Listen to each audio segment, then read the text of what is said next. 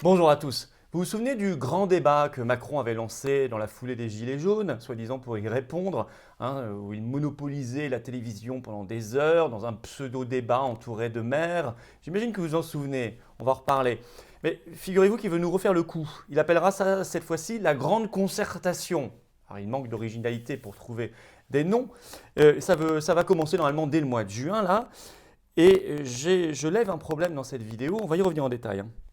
Parmi un des problèmes, un problème fondamental que je n'ai vu dans aucun article de presse, ni dans la bouche d'aucun soi-disant opposant, parce que l'essentiel c'est de l'opposition contrôlée, c'est qu'il va faire ça aux frais de l'État.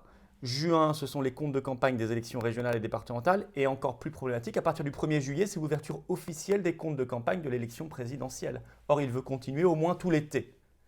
Donc je vais écrire parce que ça suffit. Ça suffit pendant qu'il impose des restrictions aux autres candidats, les couvre-feux, les réunions interdites, etc. On va voir d'ailleurs si l'opposition se rebelle ou reste mouton là-dessus, on va en reparler. Mais ça suffit, moi j'écris. J'écris officiellement, je vais saisir officiellement le Conseil constitutionnel sur cette affaire parce que c'est lui qui doit gérer ces élections. Et je vais vous proposer de co-signer avec moi pour montrer que je ne suis pas seul. Ce n'est pas qu'un responsable politique, c'est le peuple. Voilà. Donc je vous mets tout de suite un petit formulaire là sous la vidéo, un lien en tout cas en description sous la vidéo. Vous cliquez sur le lien, vous avez un petit formulaire, si vous le remplissez, ça veut dire que vous acceptez de signer avec moi pour saisir ce Conseil constitutionnel sur le compte de campagne des régionales départementales d'une part et le compte de campagne de l'élection présidentielle d'autre part. Ça suffit que Macron impunément comme cela puisse se faire financer ses campagnes, sa campagne par nous, par les contribuables, par l'État.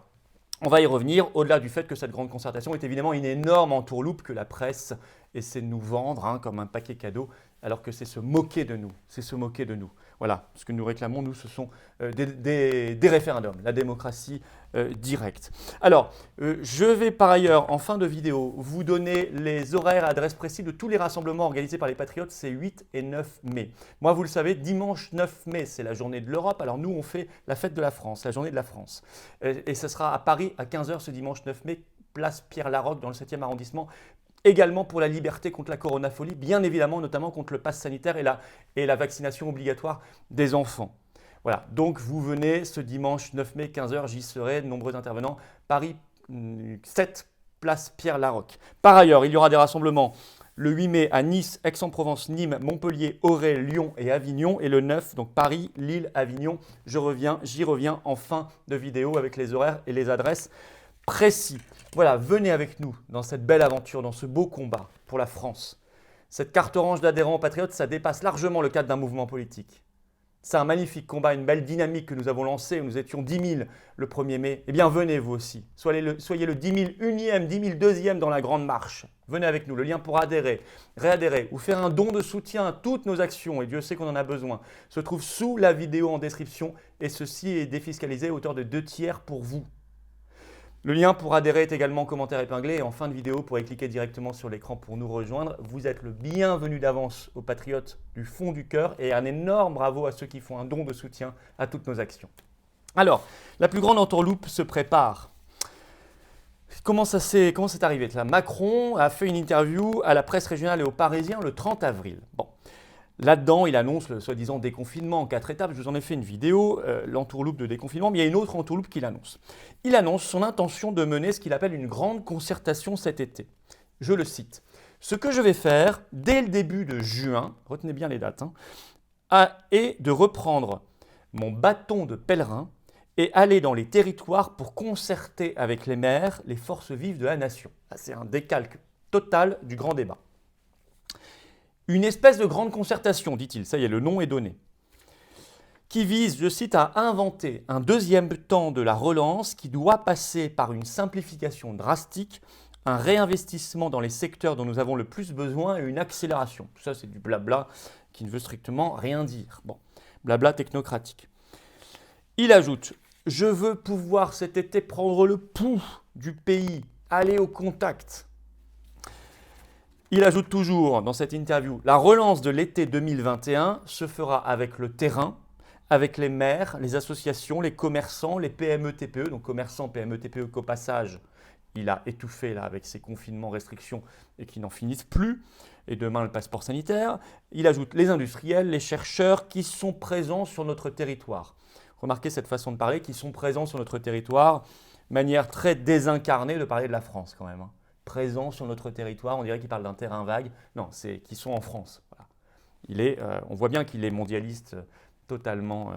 Vous voyez, c'est des petits mots comme ça qui marquent ça, qui est totalement désincarné de la France.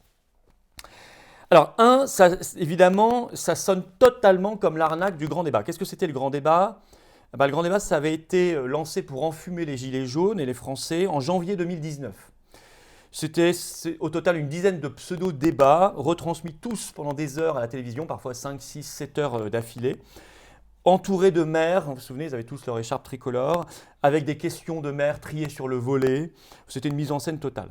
D'ailleurs, qu'en est-il sorti? Faites le bilan, honnêtement, 2 ans plus tard. Qu'en est-il sorti? Évidemment, strictement rien. Est-ce que vous avez un souvenir d'une mesure prise? Mais évidemment que non. C'était de la com pure et parfaite. Ce que je disais à l'époque en temps réel, ce qu'il était interdit de dire, parce que c'était considéré comme génial par les journalistes.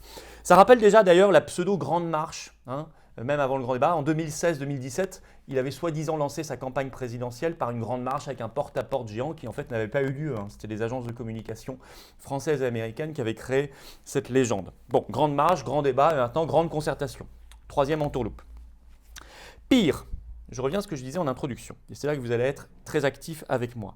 Ça permet de faire financer par l'État, et donc le contribuable, vous et moi, ces campagnes électorales, ce qui normalement est interdit, à commencer par la sienne. Donc on va écrire, on saisit le Conseil constitutionnel. Et là j'ai besoin de vous. Vous signez, si vous voulez co-signer avec moi, il y a un lien sous la vidéo en description. Alors d'abord pour les élections régionales et départementales, puisqu'il a dit lui-même que ça commençait en juin. Or en juin, on vote les 20 et 27 juin. Donc en juin, on sera en plein dans les comptes de campagne. Or il est évident qu'en monopolisant comme ça les médias, le terrain, il va faire la campagne des candidats aux départementales et régionales d'En Marche. Donc, il y a un problème d'affectation sur les comptes de campagne. Par ailleurs, est-ce que lui, il sera soumis aux mêmes restrictions qu'il impose aux autres candidats? Par exemple, est-ce qu'il sera soumis au couvre-feu? Parce qu'il y aura toujours le couvre-feu en juin. Est-ce qu'ils vont arrêter subitement leur réunion à 20h? Voilà. Est-ce qu'il va se sentir obligé, est-ce qu'il a imposé aux autres candidats de faire des réunions électorales uniquement dehors, en extérieur? C'est ce qui est seulement autorisé, pas en intérieur. J'imagine mal qu'il va réunir les maires, etc., intégralement dehors, tout le temps. Bon, vous voyez, là, on verra le degré de moutonnerie de l'opposition. Hein, pardonnez-moi ce néologisme, enfin, le degré de soumission. Est-ce qu'ils sont des moutons, totalement ou pas? Est-ce qu'ils vont râler ou est-ce qu'ils vont considérer que c'est très bien? Autre problème, encore plus grave, selon la loi qui a été votée en mars 2021, les comptes de campagne de l'élection présidentielle ouvrent le 1er juillet 2021. Vous pourrez vérifier. Ça ouvre officiellement le 1er juillet. Or, lui, il continue, il a dit tout l'été au moins, cette grande concertation. Donc, de fait, il va financer sa campagne présidentielle, il va la faire financer par l'État, avec cette grande concertation. Et on sait que c'est une campagne, la presse elle-même le dit. Je vais vous citer juste des articles de presse. On pourra le mettre d'ailleurs dans la lettre pour le Conseil constitutionnel. Hein. On pourra les citer. Par exemple, un article de l'Opinion du 3 mai. Le titre « Le président repart en campagne avec les maires », où il parle de cette grande concertation. Et il est écrit dans cet article « Pas encore candidat, mais déjà en campagne ». On peut citer France Inter le 3 mai, « La tentation de la campagne permanente », parlant toujours de cette grande concertation. Sur le même sujet, on peut citer RTL le 30 avril, « Déconfinement, 2 points, le calendrier de Macron guidé en partie par la présidentielle ». Et ils ajoutent dans cet article « Faisant allusion à ce qui sonne comme une campagne électorale ». Voilà la réalité. Non seulement une entourloupe, s'il veut prendre le pouls du pays, il y a un instrument qui s'appelle le référendum, où le peuple n'est pas simplement entendu, consulté, soi-disant, il est décisionnaire souverain, parce que c'est la règle. C'est même écrit dans l'article 3 de notre Constitution. Puis il y a un outil à créer qui est le RIC, référendum d'initiative citoyenne, sur tout sujet, que les patriotes portent haut et fort depuis le début. C'est dans notre charte fondatrice, allez la voir au point numéro 2.